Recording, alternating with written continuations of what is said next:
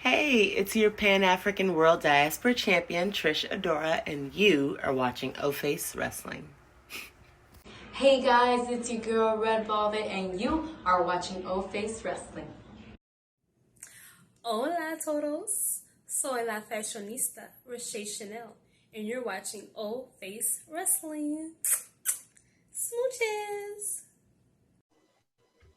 Hey everyone, thanks for joining us today on O-Face Wrestling. This is your host JT, and today I am joined by Emily Mae and TK Trinidad, aka the Canadian Destroyer from Women's Wrestling Talk Pod. So thanks for joining us today, ladies. Hey, thanks for having me. Yeah, absolutely. I'm glad I got that all correct because I was like, I always kind of like suck at remembering a long line, so I'm glad I got that right. Yeah. I like it. TK, are you going and destroying stuff? Is that what's happening? I mean, I'm just out here making cocoa butter. I don't know about the destroying stuff. Maybe my other life. I mean, I see that all the time on all like a lot of your interviews where you always, introduce yourself as the Canadian Destroyer. I don't know where you got that from, but. Oh, well, I'm Canadian and I don't know. I think I just liked giving everybody a nickname because this was back when we first started with Evan. And actually, it also came from football. There was a chick when I played football. She was the Nigerian Nightmare. And I wanted something Canadian-esque. And, Canadians don't hurt people. So it's a good oxymoron. So, yeah. And TK, when I joined Women's Wrestling Weekly, now Women's Wrestling Talk, TK gave me the farmer's daughter as my nickname. I had no idea where it came. It just... If I would have known that, I would have used that as your AKA. Yeah, because I think I had a sweet disposition, right? You're kind of like down to earth and yeah. I think it's the Emily Mae. I think it's the Mae part. The southern, southern feel. Yeah. Yeah. So I don't know. Yeah, I feel like there's like a TV show that takes place in like the South or something like that, where there's someone that's something May or somewhere. It does sound familiar. But yeah, let's get started. So first of all, tell me a little bit about your show and what you all do on Women's Wrestling Talk Pod. Well, Women's Wrestling Talk is the #1 women's wrestling show on the planet. We've been around for, gosh, I don't know, 4 years now. 5 years, yeah. 5 years, I don't know, a very long time in my book. And it started off as an interview show, and we've interviewed the likes of Gail Kim to Trish Stratus to a lot of indie wrestlers, a lot of people who before they even made it to, WWE, AEW, they came on our show. So start off as an interview show, and we just want to bring before women is even before the Me Too movement. Actually, we just want to really highlight women in wrestling, and believe it or not, there are a lot of women in wrestling, and we just want to give them a platform. Yeah, and I think what's great about our show is we not only include wrestlers, but we've had commentators, we've had broadcast team members, we've had refs on, we've had kind of everyone, and it's transitioned and grown so much over the years. And TK, I know you can attest to that there's been more and more women added to the wrestling industry and what they do what they do in the industry. And so that's been really exciting to watch as we've gone from interview to interview. Yep. So when it comes to interviewing, women in wrestling, is that something that you started doing right off the bat, or did you kind of just start talking about wrestling and kind of transition into the interview part? Wow. So essentially it started off, I'll give you the short version. Essentially it started off, I was actually, I got back into wrestling. So shout out to Xavier Woods. So I just started watching wrestling because of him. We were friends, or our friends. And I just so happened to be working at a network station, AfterBuzz TV. X-Pac, Sean Waltman had a show there, and Christy St. Cloud had just moved over to WWE at the time, and they were looking for a host.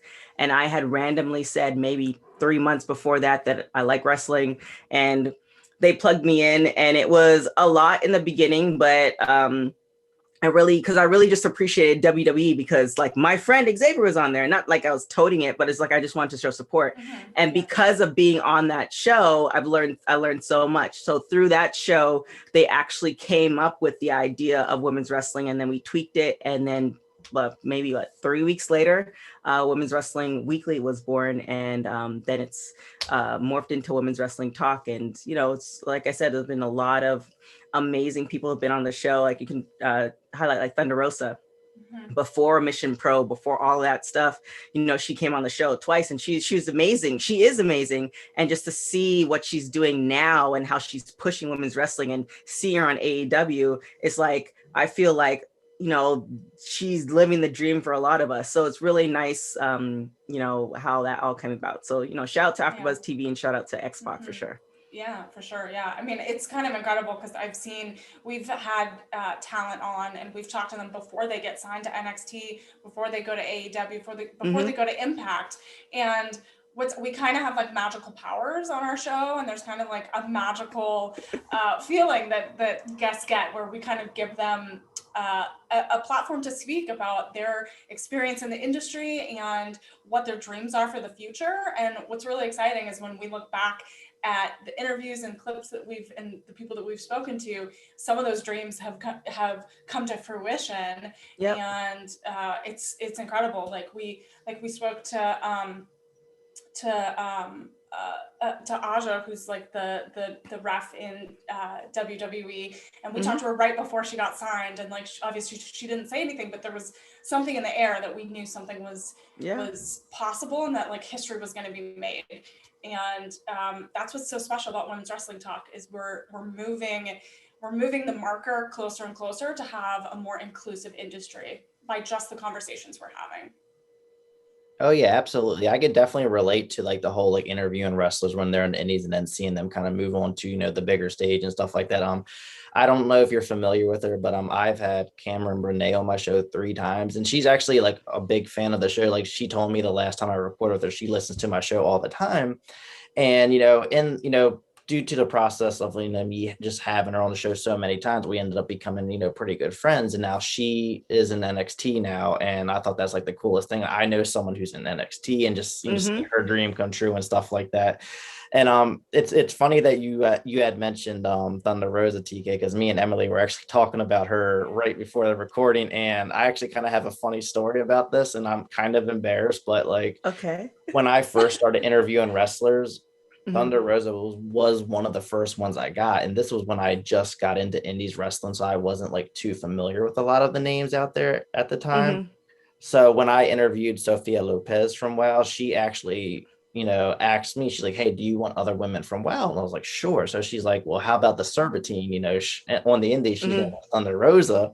I was like, all right, cool. So I'm doing my research, and I'm looking up this girl. I'm like, she actually seems like a really big deal in the indies. Like, what am I getting myself into? Like, I was so nervous going into that interview. I was like, holy smokes, this is like a big deal, and wow, it's just like crazy. Like, seeing how much she's done, she was a big deal then. And then, NWA, Mission Pro, AEW, all this kind of stuff. So just kind of seeing her grow even more. And it's just, it's fun doing, like you all do the same thing, interviewing wrestlers and stuff like that. So I have a question for you all, because I get this question a lot, and I'm not going to ask you all it because I don't like to answer. People ask me all the time, what is your favorite interview? So I'm not going to ask you what your favorite interview is, but is there any interview that you've done that you're just like, holy smokes, I'm interviewing this person? Like, I never thought I would ever, be interviewing them. Like, I mean, I have mine. TK, do you have yours? I have a couple. You can go first, Emily. So I feel like all of us kind of realized how important the Trish Stratus interview was. And I know TK, it was like 3 years in the making, and your Canadian connection helped make that happen. And so I remember afterwards, I had a moment where we were just talking about like Christmas trees and having popcorn and movie nights. Like, we were friends already in the interview. And that was a moment where I thought, wow, this is super special. We're doing really incredible things. And I feel like the first time I had Thunder Rosa in studio at AfterBuzz was really incredible, because she had 2 championships at the time. She brought them into the studio. We got to see the belts live. That was amazing. I mean, I know, TK, you've had a million more than I've had, but I feel like each interview was super special. And so those are some of the ones that stand out for me. Yeah, definitely agree. Trish Stratus was a highlight, just because it was 3 years in the making. I'm not going to give you my secret, because I don't want not necessarily interviews. I'll give you the secret after the interview, but I don't want people to figure out the secret, and then they get bombarded, and then like they never talk to me again. So but Trish Stratus was amazing. I definitely really hone in on the Canadian connection. There are a lot of female Canadian wrestlers out there, so I really throw like, hey, I'm from Canada, like let's collab. So that's really great. And so yeah, I always feel like, I don't know, like a double connection if they're Canadian. So like Rosa Mendez was amazing, Chelsea Green, of course Trish Stratus. I think the most like surreal moment was when I was on X-Pac show and I was sitting next to Steve Austin, and he was like, we were like having a conversation in the midst of the interview, like we were like chummy. He's like, isn't that funny? I was like, okay, this is what we're doing right now. Yeah, this is a surreal moment. Yeah, so it's really, you know, that's really cool. But I think I don't know. I every interview is definitely great. Okay, Naomi, you talked to her, and that was surreal for you. Oh yeah, well, yeah. Your girl. That's your girl. Yeah, Naomi was great. Oh yeah, I was trying to. So yeah, it's been like 5 years, so it's been a lot of interviews. Naomi was amazing. She came into studio, so we interviewed her and John, and then we had her back again. Yeah, we had a couple years later. So that was really cool. I think it's just it's a point where it's no longer. I really try to make the interviews not interviewee, and I think that's why a lot of wrestlers come back. It's not the, hey, we're going to read through your Wikipedia page or whatever. I really want to make sure that they have fun. That's the most important thing. And also that, you know, we're not just like, we just don't all love wrestling. Like we love wrestling, but we also have other things about us. So I try to really have that balance. And I think in having that balance, you have established some really great relationships with wrestlers, and, you know, just like piggyback into the last question, just seeing their rise. So I think, to long story short, I'll narrow it down to Trish, Naomi, and Steve Austin. Okay. And I have to say, with Steve Austin, did you all also share a beer during the interview? We did. You have to have a beer. Yeah. Yeah, there's video on my Instagram somewhere, but we did. It was actually, ironically, I think that was around Christmas time, and Trish was around Christmas time. So there's something about Christmas time and big interviews that happen. So we'll see what happens for 2021. Yeah. I have my eyes on a few people that I'm, harassing. So we'll see what happens. Absolutely. That sounds great though. Like, I'm so jealous of all the interviews that you all had. Like, I would just love to sit down with Stone Cold and have a beer, or, interview Naomi and stuff like that. But yeah, I definitely agree with the whole, like, not making it feel like an interview kind of vibe, because I mean, some wrestlers do like that. They just want to do the Q&A and just kind of, go on. But, a lot of wrestlers do like to actually have conversations. And it seems like, some of my best interviews is when we start talking about like video games. That's when, you see that, that spark and the little twinkle in their eye, like, oh my God, we get to talk about this and that. And I think it's always fun. And that's kind of like how, I mean, I'm sure you've seen, but like, that's kind of how Pro Wrestling Pets kind of happened. Because literally all the animals kept crashing our interviews, and everyone was Sarah and I were so excited to see a cat or see a dog pop on. And so we were beaming, and then the people, as if they've never seen cats and dogs before. That's the part. That's the weird part. Yeah. The person we were interviewing, they were really excited. And so then that show stemmed out of just people's love for pets. And we just have conversations about who their pets are and what makes them happy, and what, and so what makes it's a very relatable show, because we're not necessarily that typical wrestling podcast. Yeah. We're not talking about like how you started wrestling. It's like, no, we all know that. Let's just talk about life and our pets. And so it's another special thing that we get to do. Yeah. Oh, and then also Big E. I'll throw Big E into that mix. Oh yeah. Too. Yeah, that was a good and your cocoa butter. And the cocoa butter. Yeah. Shout out to my cocoa. My cocoa butter is getting some interviews for me, so I appreciate it. So shout out to my company. If you want to grab some cocoa butter that has magical powers for some reason. So, you can check. I need to order some more. I'm missing some. Running out. There you go. But it's funny you mentioned like animals and cats and stuff like that, because my co-host Brianna, every time she does an interview with me, she has 2 cats. They always make an appearance. Like she usually always sits on the end of her bed, and you'll see the cat just like slowly walking up from behind her, and then like get right up in her face.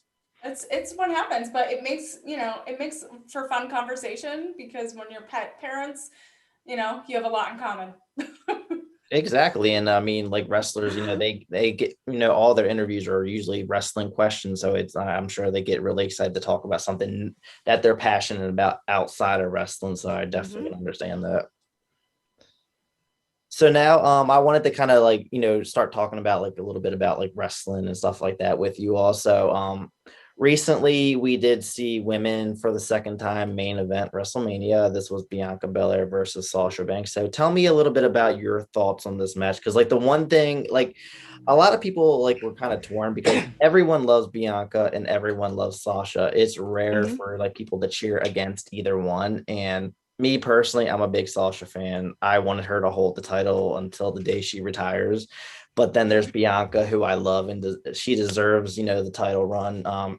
It kind of always kind of irked me a little bit that WWE never put the NXT women's title on her. That part, I agree with you. Sorry. So it's like, what do you do? Who do you cheer for? So tell me like your thoughts on this match and kind of what your mindset was going into it. Well, I agree with you. I retweet everything you say. I agree with you. I think my issue is that the timing was great, but there's also a lot of other female wrestlers in the locker room that WWE hasn't been pushing. And so, because we cover women's wrestling, like when I watch wrestling, that's where my eyes go to. So it's just kind of like, excuse me, Bianca should have won the NXT. And there could have been other women that I was pushing. The match in itself was amazing, and like I say on every show, like I agree with you. I was cheering for both of them, but I don't know. There's some reason. I think because I knew of Bianca before she even got signed to NXT through track and through CrossFit, stuff like that. So I was aware of her, and she had a presence about her before she was even a wrestler. So when I saw that she got signed to NXT, it was only inevitable that, because if you make it to the CrossFit regionals, like, you're not like, you a strong chick, like there's no you. So when she was doing all these amazing things in NXT, it was like, okay, that transition is seamless. So I'm really happy for her, and I wanted her to win the belt because I feel like, I mean, technically she can go back down and get the NXT belt, but that magic is gone. Like, I feel like she should have definitely got that NXT belt and then moved to the main roster. And it could have been the same process, but I feel like you just that what could have been, or that title next to your name, is not there. So long story short, I really do. I love the match. I think it was amazing. I love the fact that they are main eventing. The match was so great that I didn't know who was going to win. So that to me is a really great match. I'm like, oh no, it's definitely going to Sasha, and then going back and forth. But I'm happy that Bianca has it, and it's well deserved. And I'm sure Sasha's going to get it again. We all know that. So I'm not too worried, but they do. I don't know. I feel sometimes they treat Sasha like, well, you're going to get it back again. So, just let this person take it off your hands. And who knows? She might be shooting for Disney too. So there's like so many factors. Either or, it was a great match. I'm happy that Bianca got the belt. Yeah, I mean, we like TK and I both were watching it for our watch along, and we, there was that really emotional moment when they both faced each other in the ring, and lots of people got choked up because the historical just impact of that moment of these two women main eventing WrestleMania. Like, the weight of, I feel like lots of people watching were on their shoulders, and they completely delivered. And I was more in the Bianca Belair team, rooting for her, because even though she didn't win the NXT Women's Championship, I feel like her momentum was so incredibly strong at the time that she left NXT and moved to the main roster, that they had to push her really, really far. Like, she had her big Royal Rumble moment. She proved herself, 2 years in a row.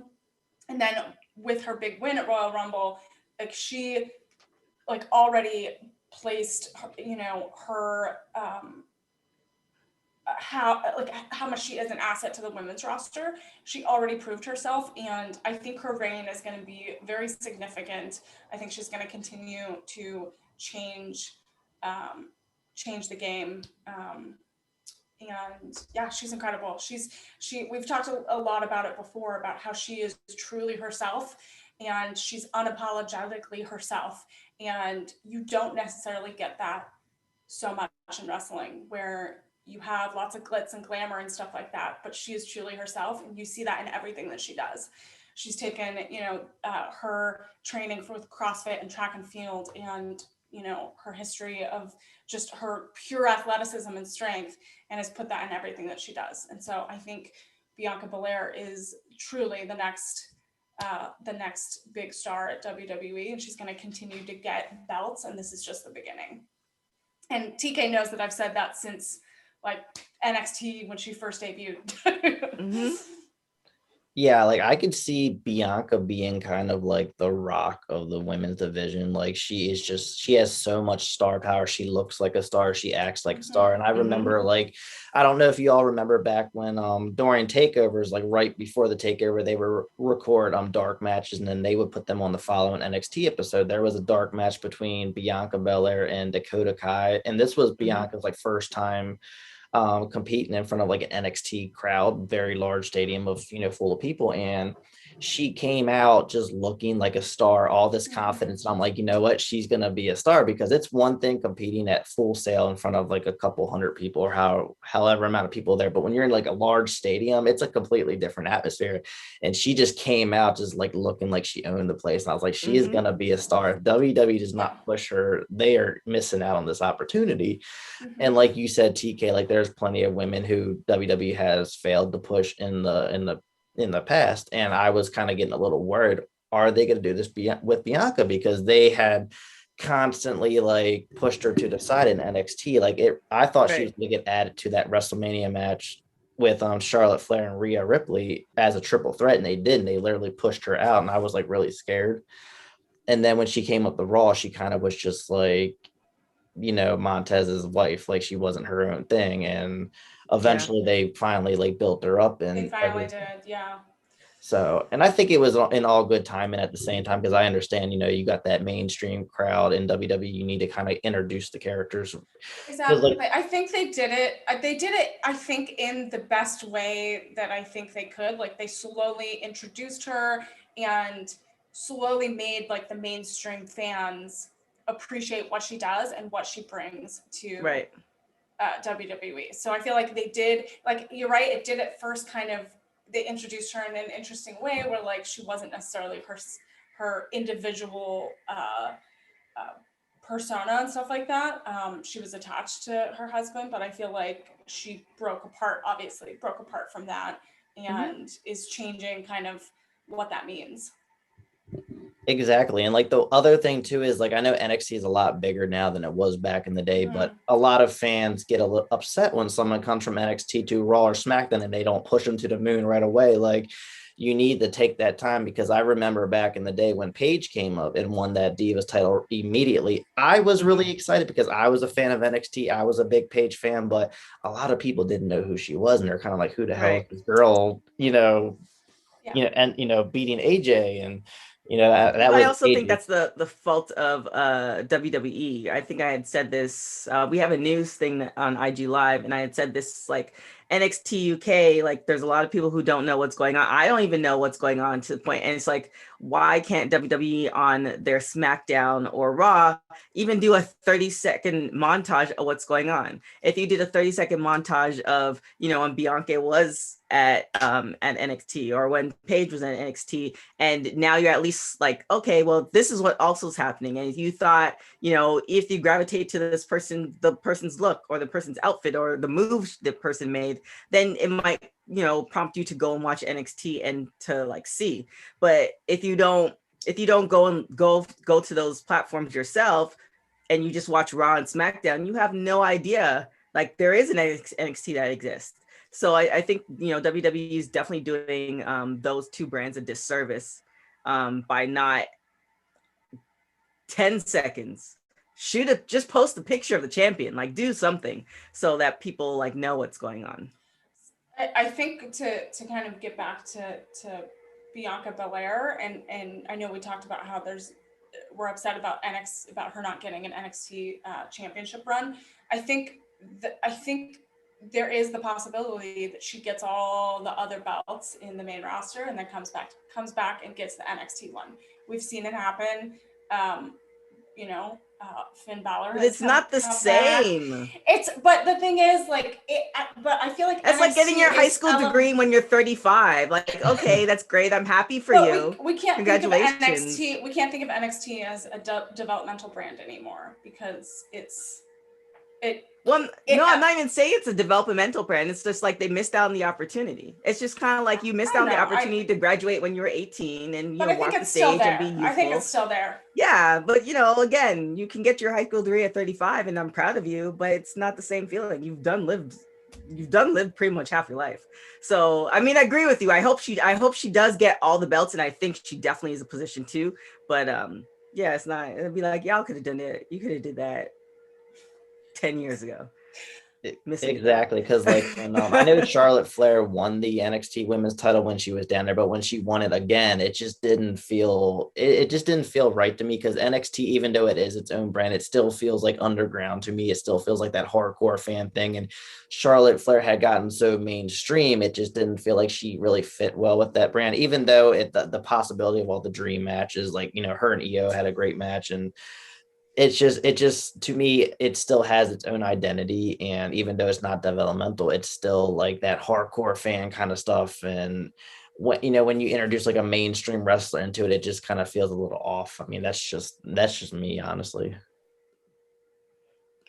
Yeah, we'll all have different opinions, Exactly.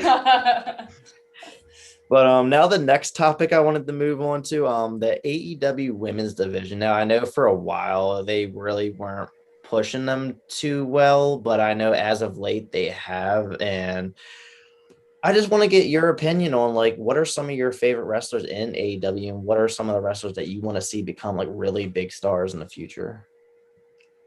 Well, first off, shout out to Britt Baker because it's just her birthday. So definitely, like, I love seeing where she's going. And I feel like the sky is the limit for her. Like, she's been around for a minute, so like she's been in the indie scene, so she's not brand new, but I like the way that AEW is pushing her.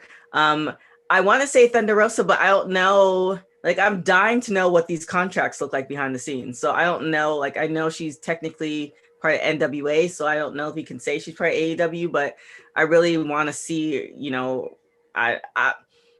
in a dream sequence, if Thunder Rosa is part of AEW, I really want to see them. They have been pushing her, but I want to see her get that championship. So there's that. But then Jade Cargill, she came out of, she didn't come out of nowhere because she's been working hard, and that's very obvious given her body. But I'm really liking the fact they're slowly pushing her and they're allowing her to grow at the same time. And Red Velvet, of course. So like kind of the top women. I think when I like see people on Twitter and people ask me questions like comparing AEW to WWE, it's just kind of like, bro, AEW just came along. That's just like comparing a brand new baby to a 15-year-old. Apples to oranges. You can't, Yeah. So I think the women's division does have they need to still develop women, but they just started. So what they're doing thus far, I'm really happy with. And they're just starting. 5 years from now, 10 years from now, it's gonna be a whole different division. Mm-hmm. So just appreciate the process and appreciate what they're doing now, and then watch and enjoy. No, I have to say, TK, like we've kind of talked a lot about the top women of AEW and who we've seen grown over the last year or so. And Britt Baker is a favorite of ours. Thunder Rosa, of course, like the match they had a while ago was probably the best match of the year. Up there with Sasha Banks and Bianca Belair. It teared it. People were talking about it for weeks and still are talking about it. I feel like they're still trying to figure out how to handle their championship reigns and kind of that kind of tournament and stuff like that, and who will be next in line. I'm excited to see what happens with Tay Conti, because I feel like she's grown a lot in the last few months and has been given a lot of opportunity to be in front of the AEW audience. Layla Hirsch is a new signee, and I'm excited about her style and excited what she brings to the women's division. There's also like AEW Dark, and that's there's a whole other group of women that are involved in that, and I'm excited for like Kylie King and Alex Gracia. They're all NPW people too, so I'm kind of like biased there. We have Maddie Rankowski, which is a favorite as well at AEW, and yeah, there's just some incredible women that are like rising stars that are kind of honing their craft, and you know, they get to do that every week on Dark or Dynamite, and it's awesome. Well, now they have all AEW those Elevation. women, and all those women you named were on the show. Go figure. Look how magical powers what we're doing out here. Super magic. But yeah, like you mentioned, TK, you mentioned the Thunder Rosa. Yeah, like she's amazing. I know she's not technically a part of their roster. She mentioned to me when I interviewed her last week that, she, wasn't a part. So I'm assuming she does one of those like pay per appearance kind of things. But I definitely want to see her win the title. I think it will happen. I think it's inevitable that she'll definitely hold the title at least once. Yeah. That match with Britt Baker, like it was definitely match of the year. I feel like it's going to be hard to top that match. I'm personally like a really big fan of like hardcore matches and stuff like that. And I love hardcore thumbtacks. Like anytime I see a wrestler grab that little bag, I always get really excited. And I've been preaching on wanting to see this match for women on television. I'm sure it's happened on the indies plenty of times, but I've never seen a televised women's match, with thumbtacks and just all that. And well, it went well because Mick Foley was talking about it. If like the hardcore match king is talking about it on Twitter, you know that it's a really good match. And what like impressed me is when Britt Baker got slammed into those thumbtacks, they kept going. Like that wasn't the end of the match. Like they still were going and doing more, more stuff. I was like, wow, like you gotta be tough as nails. I couldn't do that. Like you put like 2 thumbtacks in me, I'm done. Like tough as thumbtacks. Toughest thumbtacks, absolutely. When in their women's division, I definitely I'm a big Jade fan. I want to see her get pushed to the moon. She has everything, she calls herself the total package, and she has it all: the look, the size, the strength, the charisma, the promo. I know she's still learning in the ring, but everything I've seen with her in the ring, I like she seems to be very smooth. She knows what she's doing. I'm glad they're taking their time with her, and I like how they booked her. Kind of like Ronda Rousey, her first match was the mixed tag team match, and they did the same with Jade. I felt like that was a good way to introduce her. I definitely think the sky's the limit for her, and just like I said with Bianca, like I think that she has, the potential to be mainstream big. It wouldn't surprise me if, when her contract ends, if WWE offers her like a massive contract to bring her a book. Yeah. I mean, she was like on Ellen, and she's been doing the loop, and not a lot of wrestlers get that opportunity. So it's inevitable. It's definitely going to happen. And it just it boggles my mind because I heard that she tried out with WWE in the past, and I understand she was very green at the time from what I've heard, but it's like her look alone, you think they would still bring her in to find something for a ring announcing, backstage interview, something. So it's like, wow, that was a missed opportunity on their end. But I also understand they have thousands of people try out for their company every year, and they can't bring in everyone. So one of those situations. But yeah, so I know, Emily, you kind of already answered this question before I asked, but I wanted to ask you all about like women from AEW Dark who, are obviously not signed to the actual roster. What is one female from AEW Dark that you all really like, even if they've only made like one appearance, that you really think could be a big star in AEW? Oh my gosh. I hate myself because we had her on the show and I can't think of her name. It was the Queen from Alaska. Do you remember, Emily? Damn. Queen from Alaska. Oh my damn. Gosh. I need to look it up.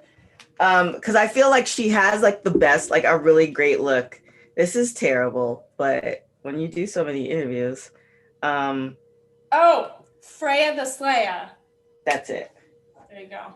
Yeah. My brain turned on. Thank you. I feel like she has the look. She's different, and she's like very like tall. Like I just she's different than the rest of the roster, and I feel like eventually we're gonna see her on like the Dynamite side. What about you, Emily? I know you mentioned like a few names, but what would be your top? Oh my goodness. I mean, I don't know if I have a top. I mean, I feel like Maddie Gronkowski's incredible. She has the look, and I know she's still the attitude.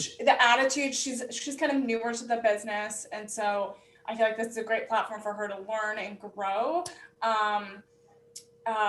Lindsay Snow's kind of incredible as well. Oh my gosh, I like totally blanked on who I said. Just retweet yourself from 10 minutes ago. Yeah. Whatever I said 10 minutes ago. Yeah, whatever. Like just go back there. See, for me, I'm gonna say, and it was just last week. Sky Blue.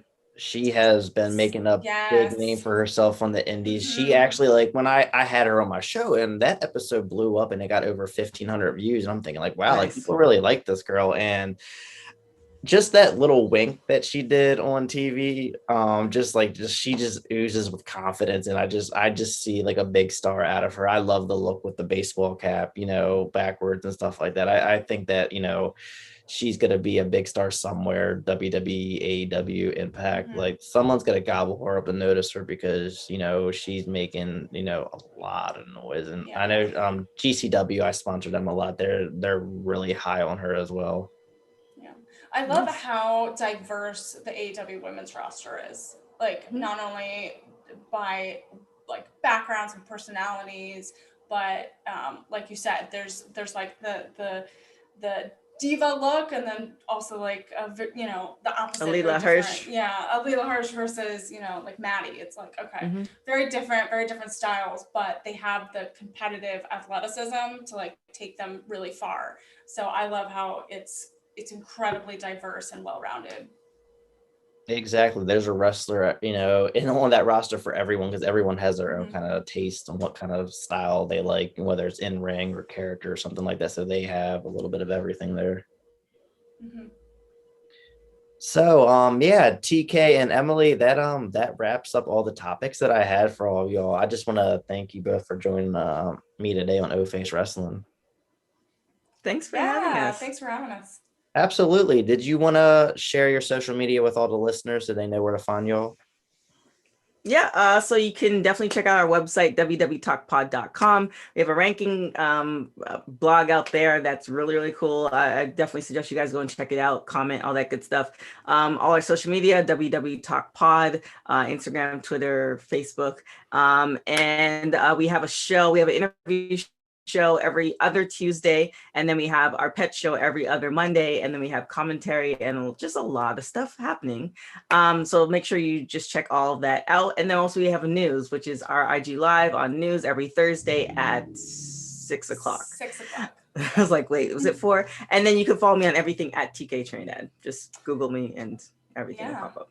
Thanks, TK. You can follow me on all social platforms at Emily Mae Heller. And if you guys have a wrestler that has a pet, let me know. We are trying to always look for new wrestlers that want to highlight their pets. I know Heather Monroe loves cats, so that's one wrestler. She was our first episode. Oh, you already had her? Okay. We already had her on. Well, if you haven't had her, another one is Nina Monet. When I interviewed her, her dog was in her face the whole interview pretty much. So that's another one I could suggest to you. All right, I'll have to write that name down and reach out. All righty, sounds good. And and make sure that you all give us a sub on YouTube, follow us on Facebook, Twitter, Instagram, and TikTok. Thank you all for joining us today, and you all have a great day. Ciao.